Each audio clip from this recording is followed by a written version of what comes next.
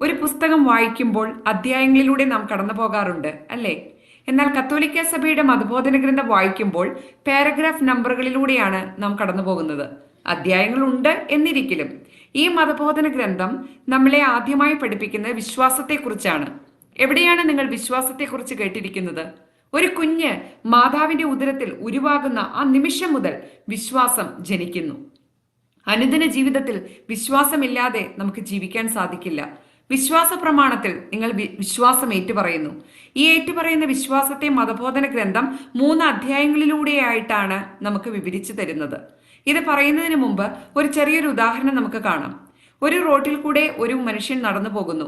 കൊള്ളാം, ഈ മനുഷ്യനെ വിശ്വസിച്ചേക്കാം എന്ന് നിങ്ങളിൽ ആരെങ്കിലും കരുതുമോ? ഒരിക്കലുമില്ല. എന്നാൽ അയാളുടെ ചില നല്ല മൂല്യങ്ങളും നല്ല പ്രവൃത്തികളും കണ്ടു കഴിയുമ്പോൾ ഇയാളിൽ വിശ്വാസം അർപ്പിക്കാം എന്ന് നമുക്കൊരു ചിന്ത നമ്മുടെ ഹൃദയത്തിൽ ഉടലെടുക്കും. എന്നാൽ അയാൾ രഹസ്യാത്മകമായിട്ടാണ് പ്രവർത്തിക്കുന്നത്, രഹസ്യാത്മകമായിട്ടാണ് സംസാരിക്കുന്നത് എങ്കിൽ നമ്മൾ ഒരിക്കലും അയാളിൽ വിശ്വാസം അർപ്പിക്കില്ല.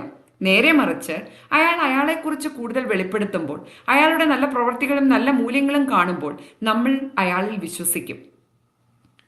വിശ്വാസത്തെക്കുറിച്ച് മതബോധന ഗ്രന്ഥം 3 അധ്യായങ്ങളിൽ കൂടെയാണ് നമ്മളെ പഠിപ്പിക്കുന്നത്. ആദ്യത്തെ അധ്യായത്തിൽ മനുഷ്യൻ ദൈവത്തെ അന്വേഷിക്കുന്നു.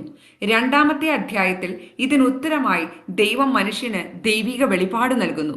ഇതിന് പ്രത്യുത്തരമായി മനുഷ്യൻ നൽകുന്നതാണ് വിശ്വാസം. അതാണ് 3ാം അധ്യായത്തിൽ കാണുന്നത്. ആദ്യ അധ്യായത്തിലോട്ട് നമുക്ക് കടക്കാം.